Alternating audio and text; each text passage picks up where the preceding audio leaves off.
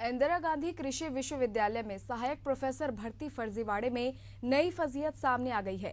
30-30 लाख की दलाली वाली काली दाल जिसने भी खाई उसे तो मिल गई ड्यूटी, बाकी के मेधावी अभ्यर्थियों को थमा दी गई समझाइश की बूटी।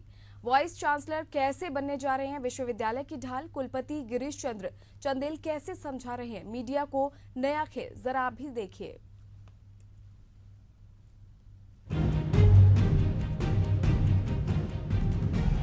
इंदिरा गांधी कृषि विश्वविद्यालय में फर्जीवाड़े की फेहरिस्त काफी लंबी है, लेकिन असिस्टेंट प्रोफेसर भर्ती में दलाली वाली काली दाल की चर्चा जोरों पर है। इसमें न केवल पैसे का लेन देन सामने आया है, विश्वविद्यालय में कार्यरत अधिकारियों कर्मचारियों ने अपने करीबियों को नौकरी दिलाई है। दरअसल 29 सहायक प्रोफेसरों की भर्ती प्रक्रिया पूरी करके आनन फानन में ज्वाइनिंग तो करा दी गई, लेकिन विश्वविद्यालय में संभावित 26 सहायक प्रोफेसरों के लाखों रुपए के लेन देन की एक सूची सोशल मीडिया में बड़ी तेजी से वायरल हुई। उसमें से 20 उम्मीदवारों का चयन भी बतौर असिस्टेंट प्रोफेसर ही हो गया। उसमें से 20 उम्मीदवारों का चयन भी बतौर असिस्टेंट प्रोफेसर हो गया। इस स्थिति में ये तो निश्चित ही एक सहायक प्रोफेसरों की भर्ती प्रक्रिया में एक अभ्यर्थी से लाखों रुपए का लेन देन की संभावना से इनकार नहीं किया जा सकता है। यानी पैसे वालों को पूरी और मेधावी युवाओं को मजबूरी थमा दी गई। इंदिरा गांधी कृषि विश्वविद्यालय में असिस्टेंट प्रोफेसर भर्ती प्रक्रिया में जिस तरीके से फर्जीवाड़ा सामने आया है, आखिर इसकी हकीकत क्या है, आज हम उन अधिकारियों से चर्चा करेंगे, यानी कि जो वरिष्ठ यहाँ अधिकारी हैं उनसे चर्चा करके जानेंगे कि आखिर इसमें किनकी संलिप्तता है और ये जो सूची वायरल हुई है जिसमें लाखों का लेन देन का जिक्र किया गया है, इसका पूरा क्या हकीकत है ये भी जानने की कोशिश करेंगे। इंदिरा गांधी कृषि विश्वविद्यालय में सहायक प्रोफेसर भर्ती प्रक्रिया में हुए गड़बड़झाले को लेकर जब हमारे संवाददाता ने कुलपति डॉक्टर गिरीश चंदेल से बात की तो उन्होंने कहा कि यह सारी प्रक्रिया पूरी पारदर्शिता के साथ भर्ती प्रक्रिया हुई है। इस मामले में किसी ने शरारत की है और विश्वविद्यालय के नाम को बदनाम करने की कोशिश की है। हमारे विश्वविद्यालय में बहुत ट्रांसपेरेंसी से सभी सिलेक्शंस होते हैं और 6 महीने पहले से जब हम लोगों का इंटरव्यू के लिए जब हम ऑनलाइन एप्लीकेशन मंगाते हैं उसमें यूजीसी के गाइडलाइन के अनुसार 80 नंबर के मार्क्स जो हैं उसको 6 महीने पहले ही हम स्क्रीनिंग करके ऑनलाइन कर देते हैं।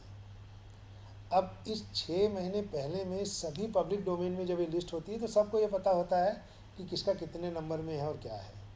अब इसी सूची में जो टॉप 3 जो लोग होते हैं उन्हीं का सिलेक्शन होता है और कुछ सब्जेक्ट्स ऐसे थे इस बार जिसमें 3 सब्जेक्ट में तो एक ही कैंडिडेट था तो उसका तो सिलेक्शन पता ही था। तो मुझे लगता है पब्लिक डोमेन में जो आप जिस लिस्ट की बात कर रहे हैं और जो सिलेक्शन हुआ है उस लिस्ट के कम से कम 16-17 लोग ऐसे हैं जो टॉप में ही हैं और उनका सिलेक्शन हुआ है। दूसरा 3 ऐसे कैंडिडेट्स हैं जो सिंगल ही थे तो उनका भी सिलेक्शन हुआ है। उस लिस्ट में तो एक ऐसे आदमी का भी नाम है जिसने इंटरव्यू ही नहीं दिया है। तो ये टोटल फेक है और किसी भी तरह से यूनिवर्सिटी को बदनाम करने का प्रयास है। ये इसमें ऐसा कुछ भी नहीं है और इस तरीके के आरोप लगा के यूनिवर्सिटी की छवि को धूमिल करने का प्रयास किया जा रहा है। चौंकाने वाली बात तो ये है कि लिस्ट वायरल हुए इतने दिन हो गए हैं, इसके बावजूद भी विश्वविद्यालय प्रशासन केवल यह कह रहा है कि हमने इसकी रिपोर्ट थाने में और साइबर सेल में करवा दी है, लेकिन पुलिस विभाग ने इस पर क्या कार्रवाई की है इसकी जानकारी उनको नहीं है। कृषि मंत्री के तलब किए जाने की बात को भी उन्होंने सिरे से खारिज कर दिया है। ये इसमें ऐसा कुछ भी नहीं है और इस तरीके के आरोप लगा के यूनिवर्सिटी की छवि को धूमिल करने का प्रयास किया जा रहा है। क्या कार्रवाई होगी उन लोगों पे? जिस दिन हमको ये वायरल सूची मिली थी उसी दिन हमने साइबर सेल में इसकी रिक्वायरमेंट की थी और हम फिर से प्रयास करेंगे कि जल्द से जल्द हमको इसकी जानकारी मिल सके कि इसको किसने बनाई है और उसके अनुसार जो हमारी विश्वविद्यालय की छवि को दुर्बीन करने का प्रयास कर रहा है, उसके ऊपर उचित कार्रवाई की जाएगी। ऐसी कोई ही जानकारी है, ऐसी नहीं है। हमको कभी मंत्री जी ने इस बारे में कोई पूछताछ नहीं की।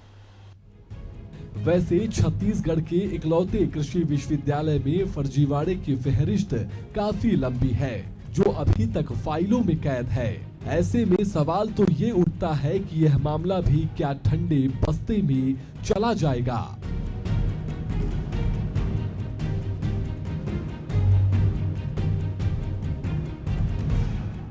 तो इस वायरल सूची में क्या हकीकत है, आपको वो भी सुनवाया। यानी कि जो विश्वविद्यालय प्रशासन है, जो गिरीश चंदेल हैं, उन्होंने कहा कि इस मामले में जो भी इस सूची को वायरल किया है, अगर साइबर सेल के द्वारा पता चल जाता है तो उस पर कड़ी से कड़ी कार्रवाई होगी। आने वाला वक्त बताएगा कि उन पे कार्रवाई होती है या विश्वविद्यालय के कई अन्य लोगों की संलिप्तता इसमें पाई जाती है। ये तो वक्त बताएगा। कैमरा पर्सन आर के प्रसाद के साथ इम्तियाज एशियन न्यूज रायपुर।